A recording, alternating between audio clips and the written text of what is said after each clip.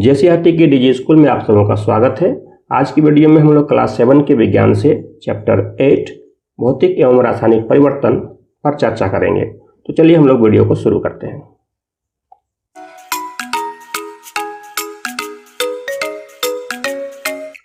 प्यारे बच्चों, आप सबों का एक बार फिर से स्वागत है मेरे YouTube चैनल में। और आज की वीडियो में हम लोग मुख्य रूप से बात करेंगे रासायनिक परिवर्तन के अभिलक्षण के बारे में।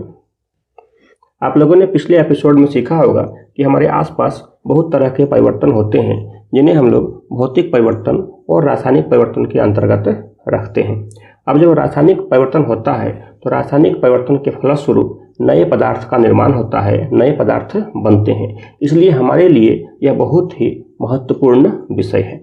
आज की वीडियो में हम लोग मुख्य रूप से बात करेंगे कि जब रासायनिक परिवर्तन होंगे तो उनके कौन कौन से अभिलक्षण हमें दिखाई देते हैं, कौन कौन से लक्षण होते हैं। तो चलिए हम लोग बात करते हैं रासायनिक अभिक्रिया के अभिलक्षण।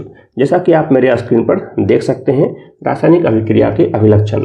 देखिए, रासायनिक अभिक्रिया का जो पहला अभिलक्षण है वह है ऊष्मा अथवा प्रकाश का उत्सर्जन। कई बार ऐसा होता है कि जब रासायनिक अभिक्रिया होती है तो अभिक्रिया के फलस्वरूप वहाँ से ऊष्मा उत्पन्न होता है या प्रकाश उत्पन्न होता है। आपने देखा होगा कि जब आप कभी ग्लूकोज को पानी में घोलते हैं तो जैसे ही आप ग्लूकोज को पानी में घोलते हैं वो पानी का गिलास या पानी आपको थोड़ा ठंडा महसूस होगा। इसका मतलब क्या हुआ? इसका मतलब हुआ कि उसे ऊष्मा की आवश्यकता हुई। इसी प्रकार से आपने देखा होगा कि जब कभी हम लोग चूने को पानी में घोलते हैं तो जैसे ही हम लोग चूना को पानी में घोलते हैं वह पानी थोड़ा सा गर्म हो जाता है। इसका मतलब क्या हुआ? इसका मतलब हुआ कि वहाँ से ऊष्मा उत्पन्न हुआ। मतलब रासायनिक परिवर्तन जब होता है तो ऊष्मा में परिवर्तन हो सकता है, या तो उसको ऊष्मा की आवश्यकता होगी या फिर वहाँ से ऊष्मा उत्पन्न होगा। उसी प्रकार से रासायनिक परिवर्तन के समय प्रकाश का भी उत्सर्जन होता है। कई बार आपने देखा होगा दिवाली के समय जब हम पटाखे फोड़ते हैं तो उसमें ऊष्मा के साथ साथ प्रकाश का भी उत्सर्जन होता है। तो ये सब क्या है? रासायनिक अभिक्रिया के अभिलक्षण है। चलिए हम लोग रासायनिक अभिक्रिया के दूसरे अभिलक्षण की बात करते हैं। दूसरा अभिलक्षण है गैस का उत्सर्जन। रासायनिक अभिक्रिया के फलस्वरूप गैसों का उत्सर्जन भी होता है। जब जिंक को तनु सल्फ्यूरिक अम्ल के साथ अभिक्रिया कराते हैं तो वहाँ से हाइड्रोजन गैस का उत्सर्जन होता है। इसी प्रकार से अगर हम लोग नींबू को रस में धोने वाले सोडा को मिला दें तो वहाँ से कार्बन डाइऑक्साइड गैस का उत्सर्जन होता है। अब देखते हैं हम लोग रासायनिक अभिक्रिया के तीसरे अभिलक्षण को। तीसरा अभिलक्षण है ध्वनि का उत्पन्न होना। रासायनिक अभिक्रिया के फलस्वरूप ध्वनि भी उत्पन्न होती है। जैसे जब पटाखा फूटता है तो आपने देखा होगा कि बहुत तीव्र ध्वनि उत्पन्न होती है। ये क्या है? रासायनिक अभिक्रिया का ही एक अभिलक्षण है।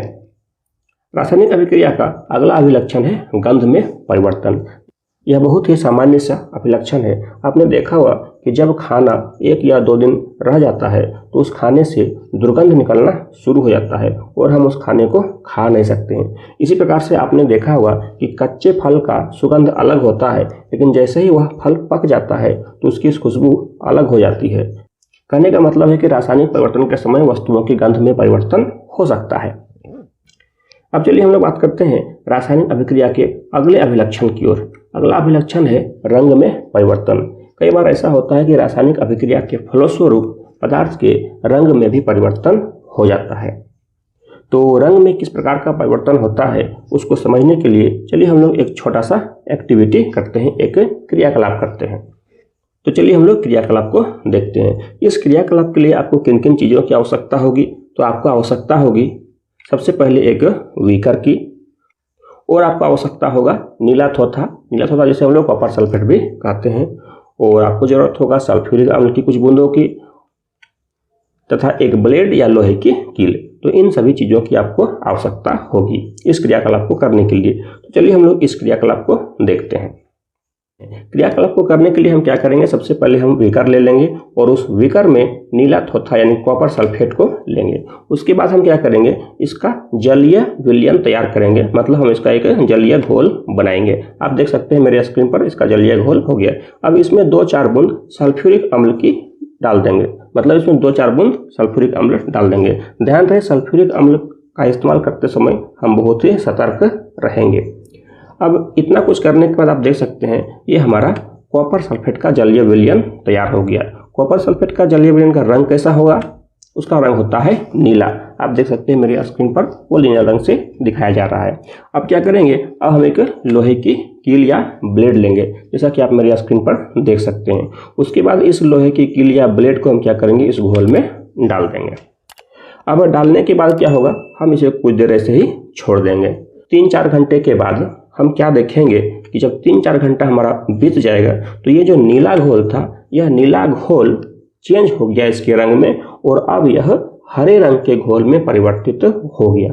अब आप बोलेंगे ये हरा रंग का घोल क्या है, तो ये जो हरा रंग का घोल है ये वास्तव में आयरन सल्फेट का विलयन है, जिसका रंग हरा होता है। अब जिस ब्लेड का यहाँ इस्तेमाल किया गया था, जब उस ब्लेड को निकाल करके देखा गया तो हम क्या पाते हैं कि उस ब्लेड के ऊपर लाल भूरे रंग का एक परत जम गया है। वो लाल भूरा रंग का परत क्या है, वास्तव में वह कॉपर का परत है। अब अगर आप कंपेयर करेंगे कि पहले ये जो ब्लेड था वह किस तरह से था, आप देख सकते हैं मेरी स्क्रीन पर दोनों ब्लेड को एक साथ। पहले यह बिल्कुल साफ था, लेकिन बाद में इस ब्लेड के ऊपर लाल भूरे रंग का एक परत जम गया। ये परत किसका है, यह कॉपर यानी कि तांबा का परत है। तो हम देख सकते हैं इस परिवर्तन में, इस रासायनिक परिवर्तन में, कि इसमें विलयन का जो रंग है वह नीला से हरा हो गया, मतलब विलयन के रंग में परिवर्तन हो गया। तो अभी जो एक्टिविटी हुआ, अभी जो क्रियाकलाप हुआ, इसमें एक रासायनिक परिवर्तन हुआ। तो उसमें क्या क्या परिवर्तन हुआ, कैसी अभिक्रिया हुआ, चलिए हम लोग उसको जरा सा देख लेते हैं। आप देखिए मेरी स्क्रीन पर देख सकते हैं कॉपर सल्फेट का जलीय विलयन था पहले, जो कि नीला रंग का था। फिर क्या हुआ, इसमें हम लोगों ने लोहे की कील या ब्लेड डाल दिया। अब इन दोनों के बीच अभिक्रिया हुआ। अभिक्रिया के फलस्वरूप आयरन सल्फेट का विलयन प्राप्त हुआ, और इसका रंग हरा था, और हमें क्या प्राप्त हुआ, कॉपर का निक्षेप प्राप्त हुआ, कॉपर का अवक्षेप प्राप्त हुआ। तो ये था इस क्रियाकलाप का रासायनिक अभिक्रिया। रासायनिक अभिक्रिया को हम लोग संकेत और सूत्र के माध्यम से भी दर्शा सकते हैं, जो कि इस प्रकार है। अब देखिए, आप सभी जानते होंगे कि बहुत सारे परिवर्तन हमारे लिए लाभदायक होते हैं। बहुत सारे रासायनिक परिवर्तन के द्वारा हम पदार्थों को शुद्ध अवस्था में प्राप्त कर सकते हैं। तो उसी से संबंधित एक हम लोग और क्रियाकलाप को देखते हैं।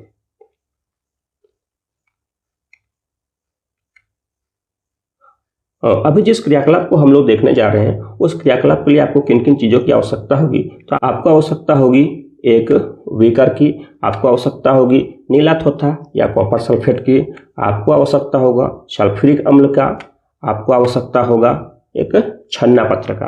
तो इतने सारी चीज़ों की आपको आवश्यकता होगी। अब इस एक्टिविटी को करना कैसे है, तो चलिए हम लोग उसको देखते हैं। इस एक्टिविटी को करने के लिए सबसे पहले हम एक बीकर लेंगे, और उस बीकर में लगभग 1 कप पानी ले लेंगे, और इस पानी में हम लोग क्या करेंगे, सल्फ्यूरिक अम्ल की कुछ बूंदें डाल देंगे। ध्यान रहे, सल्फ्यूरिक अम्ल की बूंदें डालने समय हम विशेष रूप से सावधान रहेंगे। अब इस मिश्रण को हम क्या करेंगे, गर्म करना शुरू करेंगे, और गर्म करने के साथ साथ हम इसमें कॉपर सल्फेट या नीला थोथा का चूर्ण तब तक मिलाते रहेंगे जब तक कि इसका एक संतृप्त घोल तैयार ना हो जाए। संतृप्त विलयन का मतलब हुआ कि उस तापमान पर उस घोल में और ज़्यादा कॉपर सल्फेट नहीं घोलेगा। अब जब सारा चीज़ हम घोल लेंगे तो इसमें जो रंग हो जाएगा, आप देख सकते हैं, वह नीला रंग का हमें प्राप्त होगा। अब देखिए, कॉपर सल्फेट का जो जलीय विलयन होगा, उसका जो घोल होगा, वह दिखेगा किस तरह से, तो वह इस तरह से दिखेगा, आप मेरे स्क्रीन पर देख सकते हैं। अब क्या करना है कि हमें इस घोल को छन्ना पत्र पर छान लेना है। छन्ना पत्र किस तरह होता है, जिसे हम लोग फिल्टर पेपर कहते हैं। आप देखिए मेरे स्क्रीन पर देख सकते हैं, छन्ना पत्र इस तरह से होता है। वह एक सर्कुलर पेपर होता है जो कि थोड़ा सा मोटा होता है, या उसकी सहायता से हम लोग चीज़ों को छानते हैं। तो छानने के लिए हम क्या करते हैं, इसको फोल्ड करते हैं, इसको मोड़ते हैं। तो मोड़ने का तरीका क्या है, उसे भी आप देख सकते हैं। आप देखिए स्क्रीन पर, इस तरह से उसको हम लोग मोड़ते हैं, जैसा कि आप चित्र में देख सकते हैं। और मोड़ने के बाद ये जो विलयन बना है, कॉपर सल्फेट का जलीय विलयन बना है, हम इस विलयन को छानेंगे। छानने का तरीका क्या है, आप उसे मेरे इस चित्र से देख सकते हैं। उसको हम लोग इस तरह से छान लेंगे, जैसा कि आप मेरे स्क्रीन पर देख पा रहे हैं। छानने के बाद वो जो छन्ना पत्र पर कुछ पदार्थ जमा हो जाएगा, और उसे हम क्या करेंगे, कुछ देर हम छोड़ देंगे, लगभग 1 दिन। और 1 दिन के बाद हम क्या करेंगे, उस छन्ना पत्र को जब हम वहाँ से निकालेंगे, और निकालने के बाद हम देखते हैं तो छन्ना पत्र पर हमें नीला नीला क्रिस्टल, नीले नीले रंग के रवा दिखाई देंगे, जैसा कि आप मेरे स्क्रीन पर देख सकते हैं। ये जो नीला नीला क्रिस्टल देख रहे हैं, यह वास्तव में कॉपर सल्फेट का क्रिस्टल है।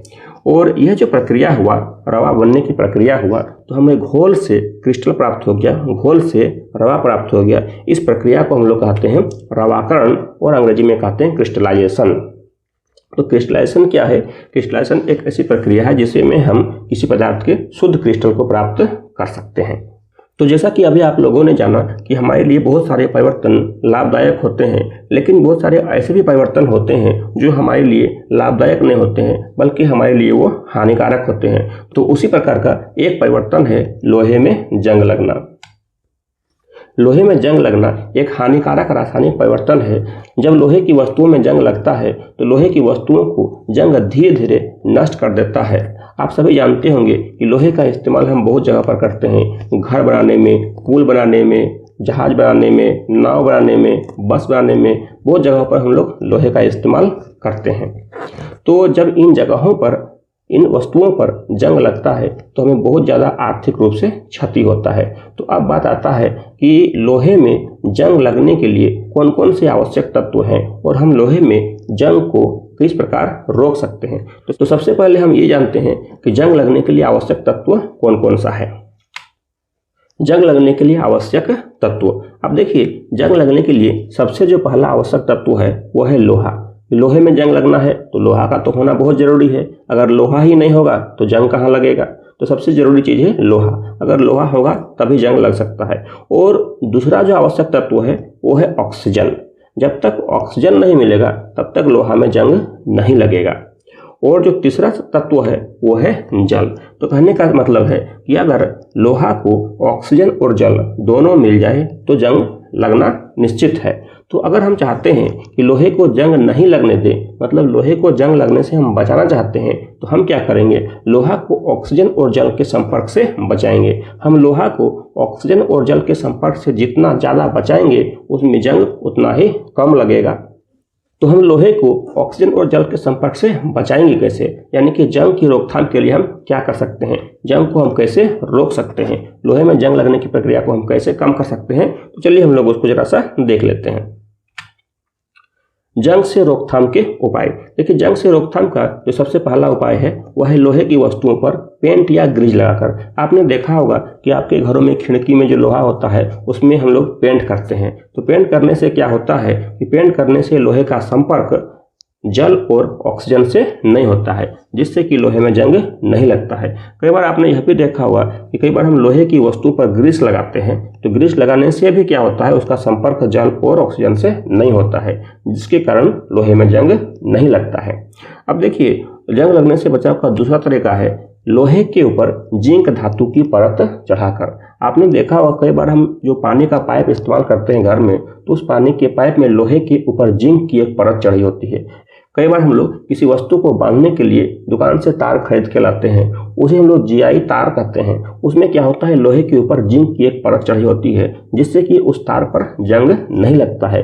तो लोहे के ऊपर जिंक धातु की परत चढ़ाने की प्रक्रिया को हम लोग कहते हैं यशद लेपन, या हम लोग कहते हैं गैल्वेनाइजेशन।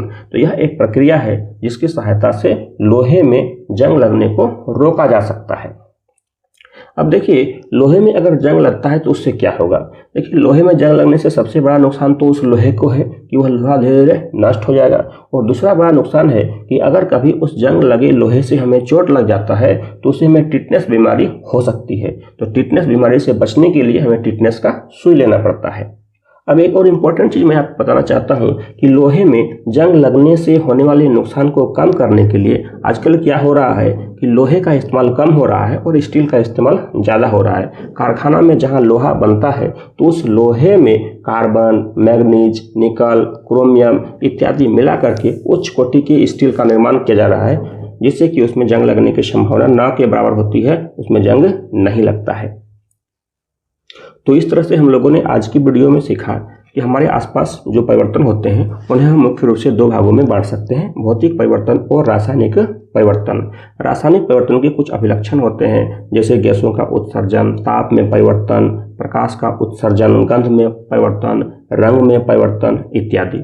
फिर हम लोगों ने सीखा कि किसी भी वस्तु का क्रिस्टल किस प्रकार से प्राप्त होता है। उसके बाद हम लोगों ने जाना जंग किस प्रकार से लगता है और जंग लगने के लिए आवश्यक तत्व कौन कौन से हैं। साथ ही हमने यह भी सीखा कि जंग लगने से बचाने के लिए हम क्या क्या उपाय कर सकते हैं। उम्मीद है ये वीडियो आपको अच्छी लगी होगी। फिर मिलते हैं अगली वीडियो में एक नए टॉपिक के साथ। तब तक के लिए जय हिंद।